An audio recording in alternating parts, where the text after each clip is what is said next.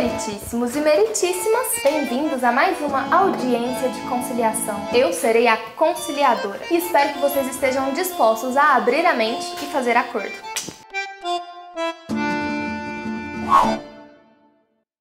Bom, essa semana, como todo mundo sabe, nós temos o lançamento do live action de A Bela e a Fera, protagonizado por ninguém mais, ninguém menos do que Emma Watson. Apesar de ser uma história clássica e muito amada, uma série de conflitos tem se instaurado em relação à forma como tanto A Bela e a Fera como os outros clássicos e filmes de princesas da Disney representam a mulher e os relacionamentos. Longe de serem perfeitos, os filmes da Disney carimbados com o selo filmes de princesa são severamente problemáticos para a visão da mulher do século XXI, servindo como base para pensamentos conservadores que endeusam as delicadezas e cadências femininas como sendo um objetivo a ser atingido. E isso, obviamente, cria na cabeça das meninas um padrão inatingível. Afinal, as princesas são sempre retratadas de forma sobre-humana e praticamente nada realistas. A espera por um príncipe, a falta de diversidade, a crença de que um casamento resolve todos os problemas da vida e a falta de um consentimento explícito nas cenas de afeto reforça que talvez devêssemos tirar as crianças da sala. Ou melhor,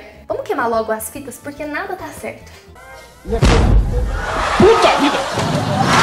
Parece mesmo que tá tudo errado. Você pode argumentar comigo que de uns tempos pra cá o estúdio vem abrangendo melhor essa visão, aumentando a forma como ele representa as personalidades femininas, nos apresentando personagens como Mérida, Elsa, recentemente a Moana.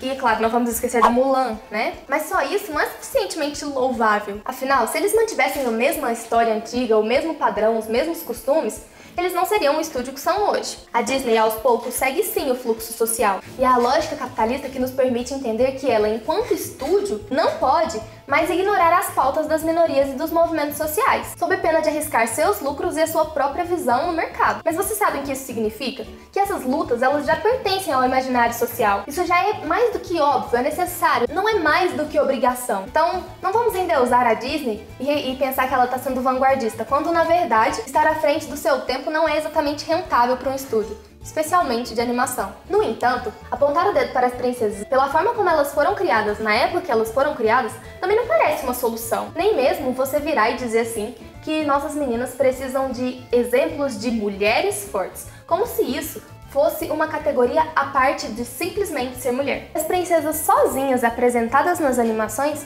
são muito diferentes do conceito princesa, da realeza, família real, luxo, etc. Que é o que é apresentado pra gente nos produtos comercializados. Esses sim, responsáveis por estereotipar uma série de características, como por exemplo, o cor-de-rosa. Aliás, pensando nas princesas da Disney, qual delas usa cor-de-rosa? Qual delas tem coisas cor-de-rosas e adornos? A única que tem o vestido cor-de-rosa é a Aurora. E ele só é rosa enquanto as fadinhas não estão brigando para trocar ele de cor.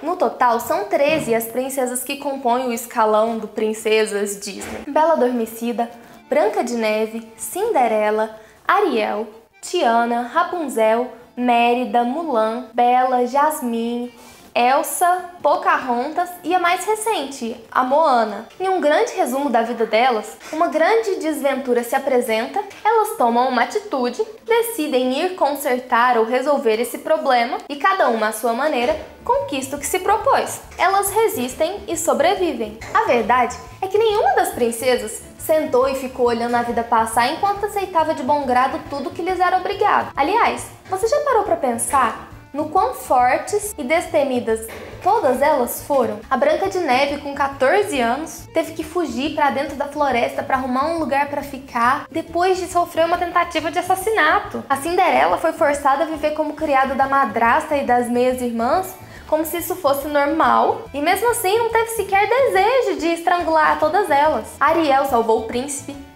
Pocahontas foi a primeira a terminar o filme sozinha, e digo mais, na sequência ainda ficou com outro cara. A Bela, assim como a Mulan, aceitou a possibilidade de um destino terrível, além de subverter em partes o papel da mulher na sociedade da época que eles representam, ousando ler e lutar. É preciso que a gente lembre que uma mulher forte não é só aquela que luta ou que ousa pegar em armas e traz para si características geralmente presentes nos personagens masculinos, de forma a se validar. As mulheres por si só já são fortes pra caramba, queiram elas se adequar ao modelo proposto ou não. É por isso que insultar as princesas ou diminuí-las por suas escolhas é faltar com respeito à feminilidade, mesmo que a gente saiba que esse seja um conceito construído socialmente.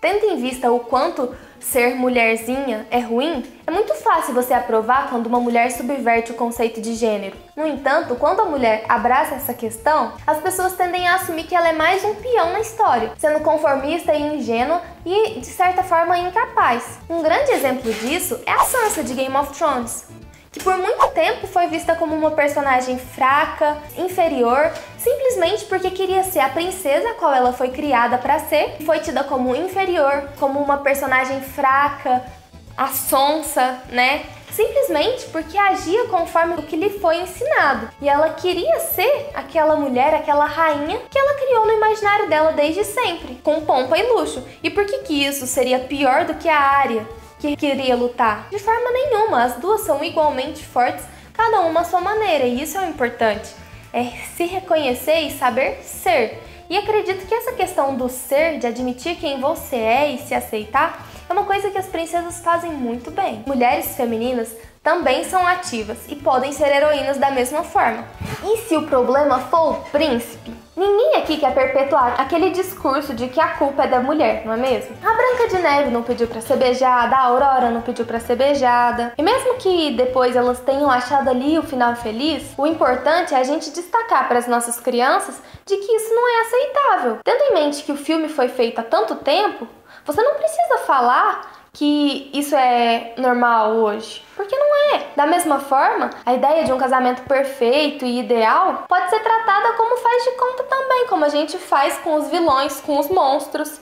E assim, as crianças não assistem só filmes, elas percebem o que está acontecendo ao redor delas. Elas sabem que isso não é bem verdade, porque provavelmente isso vai estar acontecendo na família delas. E por último, indo direto ao ápice do contraponto estereotipado, os heróis não são melhores do que as princesas. A gente precisa parar de glorificar que a menina X é melhor do que a menina Y simplesmente porque ela gosta, sei lá, de Star Wars, ao invés de gostar da Elsa. É preciso desmistificar com urgência, tanto de um lado quanto de outro, que para uma mulher ser mais, ela precisa ser menos como si mesma. Pro caso específico da Bella, acho que aqui antes da gente finalizar, cabe ressaltar que ela não é de forma nenhuma um ser frágil, apático, que é capturado pela fera e segue a vida dessa forma. Colocar a Bella nesse papel de vítima, além de desconhecimento total da história e do passado dela, dá continuidade a essa história de que a escolha da mulher vai estar sempre colocando ela no papel de vítima, pregando novamente que ela não sabe tomar as rédeas da própria vida.